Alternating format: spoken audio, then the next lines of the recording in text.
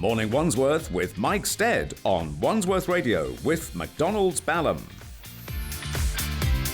Tooting, Balham, Battersea, Putney, Wandsworth Radio, Wandsworth Radio. Now, we have a special guest phoning in from Tooting. We'll be talking to Rod Yapp, former Royal Marines officer. Rod, good morning. Are you on line too? I am. Good morning. Good morning. Now, you're going to be one of the speakers at TEDxWandsworth, I believe. Tell me, TEDxWandsworth is next Saturday, is that correct? Yep, that's correct. And what are you going to be talking about? So I'm going to be talking about the concept of double loop learning, which is effectively unlearning things that you've learned in the past, which sounds complicated but is actually relatively simple. And I want to bring the concept to life using some of my experience as an officer in the Royal Marines from Afghanistan. Tell me a bit about your career in the Royal Marines, or what you can. I'm sure most of it is top secret or classified, but we would like to hear just a little bit about your work, anti-piracy work and things like that. Sure. So I joined the Corps in 2005 as a commissioned officer with 60 others. About 30 of us passed out through training. I went to Afghanistan in 2007, led troops on the front line there.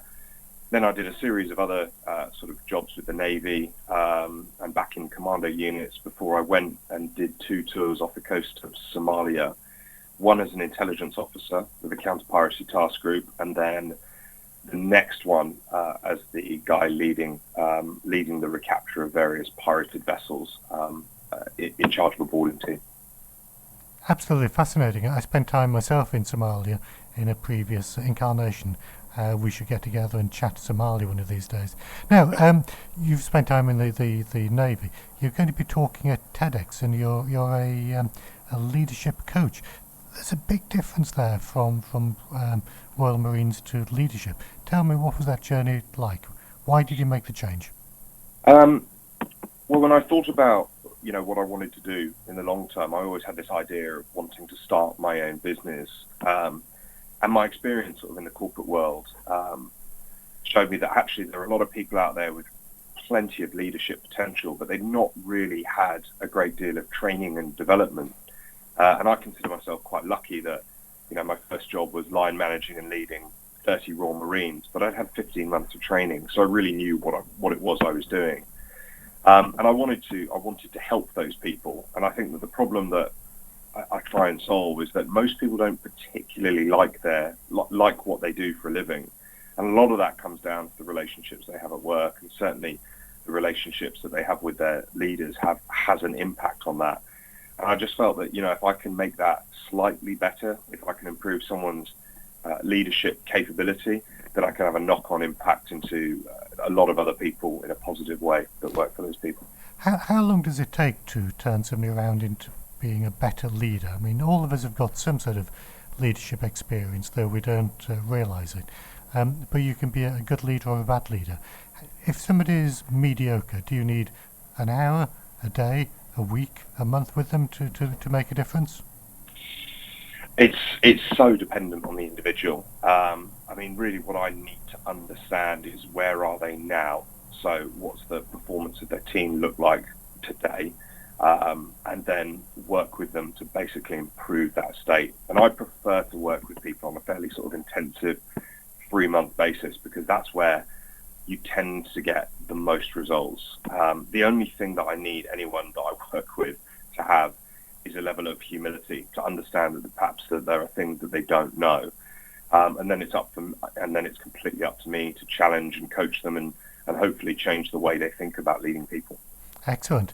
Going back to your youth, is there one thing that you wish you knew when you were younger that you could put into practice now? What would it be?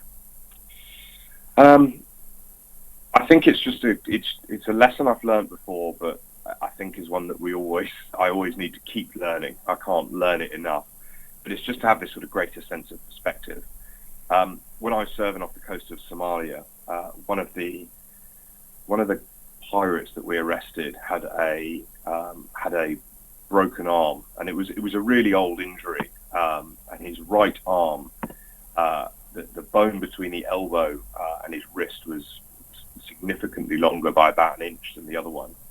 And I think what had basically happened is been shot through the wrist, and he'd, wrapped it up and obviously taken some form of antibiotics to fight the infection and survived it. And I'd had to remind myself, and I had to remind my Marine that, the world is a really cruel place for a lot of people. And the fact that you're just born in the West, and that you have all the opportunities that you have, you might not even see them, but basically you have, you're in the top few percentage points of people on Earth. And actually, do you know what? If you've got your health and if you've got your family, then you really don't have any problems. You've just got stuff that you're working on. And I think that's a lesson that I keep having to remind myself, because it's easy to forget when you're working on the challenges that you've got in front of you. Excellent, stirring stuff there. Now, you'll be talking a little bit about that at TEDx, which is at South Thames College on Saturday, this coming Saturday, a week today.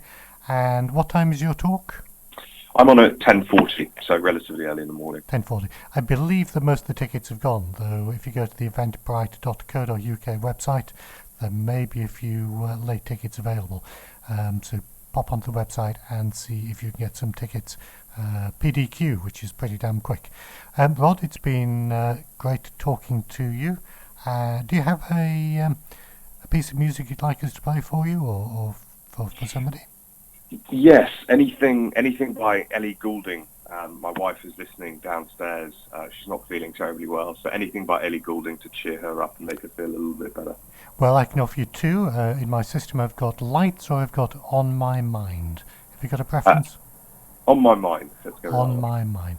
Let's just twizzle my system here and play On My Mind. There we are. That's all queued up for you. Rod, it's been a great pleasure talking to you. Good luck with the talk on Saturday, and hope to speak to you one of these days in the future. Thanks so much. Thanks very much, mate.